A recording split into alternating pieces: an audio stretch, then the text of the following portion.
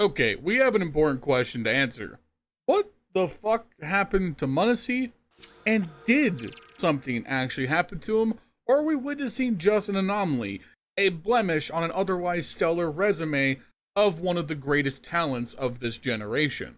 Falcons are a team on paper, and sometimes in the server, showing some of the most dominant and widespread firepower we have potentially ever seen from a roster. When it works really, really good. But more often than not lately, especially in big game moments, it hasn't. And m0NESY has often come home for criticism in those biggest moments.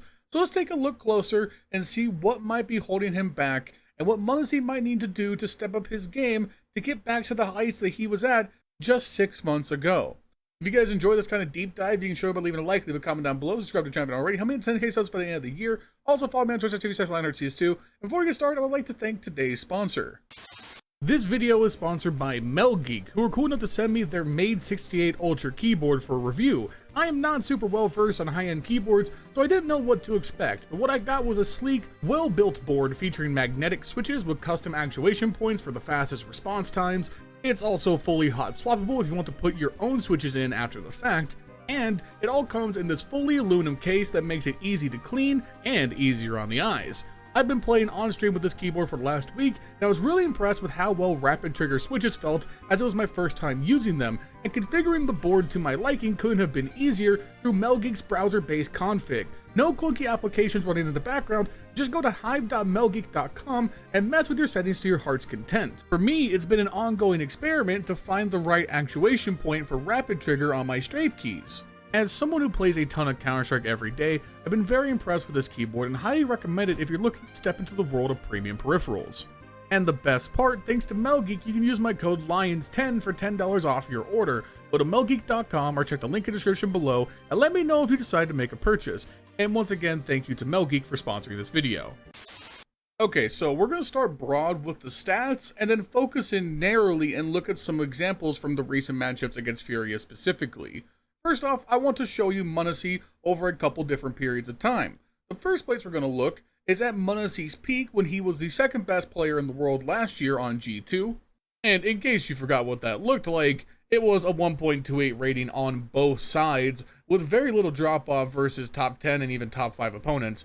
I mean, m0NESY was clearly the second best player in the world in 2024, and if Donk wasn't just going superhuman every time he stepped into the server, he would have clearly been the best player in the world.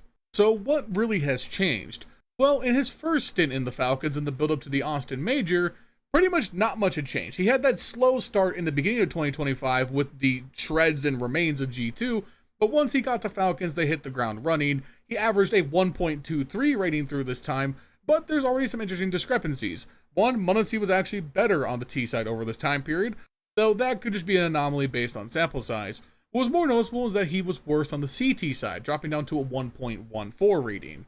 But importantly, based on eye tests, watching him play, not much changed in terms of approach. At this point, the Falcons were still NiKo and m0NESY. There was no third superstar taking up more resources, so m0NESY and NiKo more or less played the exact same way they did when they were on G2, just with a different framework around them. And everything was working fantastically. They were pushing Vitality deeper than any other team in the world. They were making multiple grand finals, they were making all these top fours, they were never winning tournaments, but they were definitely the consensus second strongest team in the world, and they certainly felt like a strong squad going into the Austin Major, and we obviously know how all that went. They bombed through their best of ones, they get horribly eliminated by MIBR, and then now we retool, we bring in Kioske, and since then, it's been even more up and down shaky play. So how has m0NESY's stats looked in this first stint with Kioske? Well, it's not good. And of course, here comes one of our first issues, because not good for m0NESY is a 1.16, many players' best ratings. A great rating, actually. You'd be definitively a positive player, borderline star level output at a 1.16. But when you look below the surface, there's definitely some bigger issues, namely the fact that there's been an even further drop in CT side production, and when you sort by top 10 opponents, m0NESY currently over this 3-month stretch is averaging below a 1.0 rating on the CT side specifically. His T-side output has been fine the entire time, but CT sides have gone appreciably worse. And this is where things get hard to read, because the overall statistical output for m0NESY has been great. When you look from a far-off lens, he still looks like an incredible player. But there's a lot of nuances here. one thing I want to shout out right away, and this is pointed out to me by 8B over on our community Discord, is that m0NESY's clutching has gone significantly down. When we go back to the G2 era, m0NESY was one of the best clutchers in the world. He had close to a 70% conversion rate on 1v1s. When we go to now in this 3-month period, he's down all the way to 50% in those same 1v1 scenarios. And as we're about to talk about in terms of strategy, he's being prioritized as sort of a late round cleaner, and he's struggling to clean up those late round situations, which means there's even less opportunity for m0NESY to provide impact. Yo, this is editor LionHeartZ stepping in for a second. I want to add a bit more context to this point about clutching. While I was doing this recording, I was actually streaming live over on Twitch. Make sure you guys come check me out one time. I was talking with Dust, aka the world's greatest expert on being a Falcons hater, and he gave me a bit of helpful perspective. When it comes to looking at these clutching numbers, one thing to keep in mind is that sample size is important. The sample size for clutching for G2 m0NESY was over the course of an entire year, whereas we're looking at a specific 3-month period. So it could be fair to say that this comes down to variance, and I think that's important to keep in mind. Based on what I've seen eye test wise, I do think m0NESY has looked worse in these clutch situations, but that could just be a broader byproduct of the fact that they've struggled in a lot of these key matchups compared to earlier stints in the Falcons, especially during the G2 era where things were going a lot smoother. Basically, this gap in clutching is a discrepancy, but it's by no means the biggest one in this video, and I want to make sure I highlighted the fact that you could poke some holes in it if you really wanted to. So once again, here's some things we're trying to look out for as we start to look into footage specifically. m0NESY appears to be trending downward statistically. What might be causing that? Is his approach significantly different from what he was doing in G2 when he was the second best player in the world or not? What has changed around him and how he goes about his game with the Falcons? So I went and watched some old G2 series. I took a look at their game versus FaZe in the Shanghai Major, as well as a random best of 3 against 3D Max from ESL Pro League, just so I could sample a game where m0NESY did very well versus a game where he kind of underperformed, that one being the Shanghai Major, the good game being the 3D Max one. And right away, the first thing that stands out to me, having watched so much of his Falcons era performances lately, is that m0NESY just seems to be more mobile, more involved in calling his own shots, and just seems to be overall more prioritized in the system. And I think that's something that makes a lot of sense on the surface. With Kioske stepping in, we now have essentially 3 star players, right? You have Kioske, m0NESY, and Nico.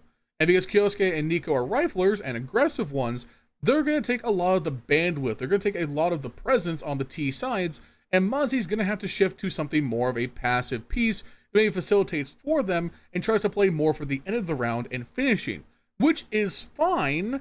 However, I think it's creating some situations where the Falcons are getting stuck and not being able to develop anything outside of hero plays. Whereas before, m0NESY would take initiative early in rounds to try and find space on his own. He's just not doing that as much. And what's interesting is that when you look a layer deeper, his opening attempt rate really hasn't changed all that much. But what I do think has changed is the methodology behind what he does after those entry attempts, whether they succeed or not. There were a lot of instances in these Falcon games against Furia where he would attempt an opener and then pull back and just hold a passive angle for a significant period of time. Whereas here in this 3D Max game, for example, he would oftentimes try and take space towards ramp or try and help outside, but continue to push past that and work more in the pack with Nico to continue taking space. It just seems like the goal of the Falcons are to be a team that overwhelms by firepower, but they don't really have an identity in how they approach that, in my opinion. It does kind of feel like they're a team of pieces who are trying to just make a play happen on their own with a very loose framework. Nico and Kioske are trying to just call their own number to break into a lot of these rounds, or sometimes it's Tesses and Kixan operating on an entry duo themselves. So it doesn't feel like there's a whole lot of just in-depth teamwork in the mid-round. So it creates a lot of situations where they're just kind of waiting for something to happen. And whether this was a byproduct of the fact that they were having bad series against Furia teams, it's certainly possible, but having watched multiple games, this is a pattern that I've seen from their T-sides multiple times, where they'll try and take space initially, not get anything going, and then just sort of wait for something to happen. Transitioning away from Nuke for a moment, let's look at Train, where we can get a very good example of what I'm trying to mean here. We're in overtime against Furia. This was the game at Fisher Playground just recently, and watch this B take. Falcons are already walking into a death trap, because Fury have done a great job of taking intel away on the A bomb site, and they've pretty much sequestered at this point with a minute left in the round. that Falcons are going to be going B. So they're already over-rotated. There's 3 on the bomb site. m0NESY is anchoring in long dog. There's no real way for Falcons to get out here without brawling and winning a bunch of fights. But what I don't like is that because there was a brief contact point with m0NESY giving away his intel with a grenade, m0NESY is stuck back here holding long dog throughout the duration of this take. He never goes onto the bomb site. So instead of helping with his op presence upper or going out with the team to help facilitate one of these long sightline picks, he's stuck back after throwing nades, just holding the flank the entire time, relying on Kioske and Nico and TeSeS to be the ones to break this round open. And this is the part that feels weird to me, because this is m0NESY. This is one of the most impactful round swing players in Counter-Strike, and in this setup, he is not used at all. There's nothing given to m0NESY here to help sway this important round. He's just stuck in the back, holding the flank after throwing nades. And this is a pattern that happens a lot with the current iteration of Falcons. Staying in the same game, looking at the next round, we see another good example of this. This is going to be one of the rare times throughout this T-side where m0NESY goes for an opening pick out A main. Now he gets smoked out, so he doesn't really get anything to work with it. And then afterwards, Falcons immediately slow it down.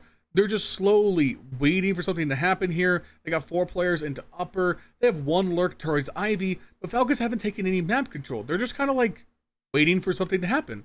And they wait here for over a minute. They've waited so long that Furia just takes space back into A main, clear all the way through into T spawn, and get 2 picks for it. Because there's no real semblance of map control from the Falcons. There's no plan here to go to a bomb site.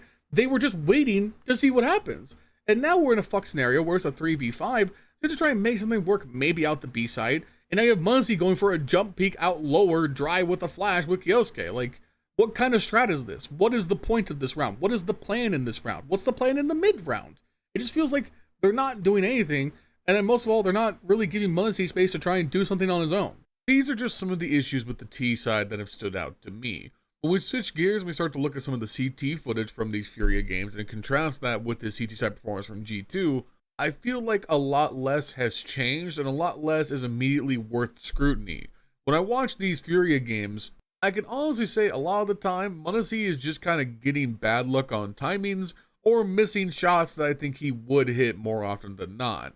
I don't see a whole lot of issues in terms of positioning or approach. Maybe on the whole, he seems a little less passive, but again, I don't think that's necessarily a good or bad thing because Kioske is now here to take up some of that otherwise available aggressive bandwidth. Like on Nuke, for example, there were quite a few rounds in the 3D Max game from EPL with G2 where m0NESY would be more obviously going for outside picks with the op, like taking big garage space, trying to immediately get that first shot on the outside players, whereas with the Furia approach, more often than not, he was playing further back, playing more solidly in the heaven rotator position, and not overly aggressed into these big garage spots. An immediate counter you could throw out there, and I think that's pretty valid, is that when you're playing 3D Max and the opper you're facing is Maka, you're m0NESY. You can be a lot more aggressive in that fight. Whereas m0NESY is someone who's worth a lot more of your respect and your caution when taking that outside space. So overall, I think given the amount of footage I've watched and what I've seen, I think it's absolutely fair to say that m0NESY's drop-off on the CT side might just be the byproduct of a slump in form and not necessarily something we should be worried about long-term. Because Falcons are going to be a team that improves. I think whatever they lack in identity now may come down more to the fact that they haven't played that many matches, more so than a big flaw within the system. And so an interesting byproduct of all of this has been the discourse around m0NESY. Because let's just kind of call it what it is, I do think people are overreacting.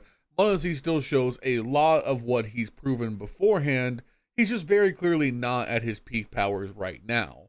But I just kind of have to be this guy, I guess. What makes anyone think that he won't just get back to that point? Like, it doesn't mean he's going to be bad forever. Like, I know it's really fun to joke about, like, him taking on Nico's curse of choking and, oh, well, he's bad at majors or whatever. But a lot of that is just kind of narrativizing. He's very clearly going to be back to a top 5 player in the world very soon. And once him and Kioske can figure out the spread of resources to best maximize their usage in this team, Falcons become infinitely more scary. I would just contend that better usage is going to be m0NESY getting more involved than he currently is on both sides. Again, not necessarily in the context of how many entries he's taking, but more so where he's positioned in these mid-round adjustments. Right now, he just isn't involved enough for my liking, but at the end of the day, that's just my opinion. What do you guys think about m0NESY during this stint in the Falcons? Obviously, we all know there's a revolving door around Kicksan and Tessas, so will a roster move better fix what might need to be changed? Will Nico IGLing plus the addition of an anchor maybe be the remedy they need? I'll be down there responding and talking with you guys as always. If you enjoy this kind of content, show by leaving a like, leave a comment down below, subscribe to the channel already. Help me take yourselves by the end of the year. Thank you to m0NESY for sponsoring this video. If you want to check out one of their awesome premium keyboards, you can do so at the link in the description or the pinned comment below. I've been using their Made 68 Ultra for the last couple of weeks and have really enjoyed it. And if you decide to make a purchase, you use my code LIONS10 for $10 off. Thank you to m0NESY. Shout out to our channel members: Justin, Jesse, Furley, Milan Berta, Bubblesj, Dr. Cocktor, Patatas Kaftesi, PTR, B1 Games, Cody Foxworthy, Justin Vegt, I'm Flashbang, Snowy White, Rowdy, LBKcs, Snax Enjoyer, Crunchy Water, zerotwocs, drudenae, chron, Gano, Zyro, Devvrat Singh, and Clyde Mead. If you want to become a channel member, you can just links to down below. $5 month the game, just as well as on the Discord. Follow me on Twitter, TV, LionHeartZ, and see you guys soon in another video. Peace.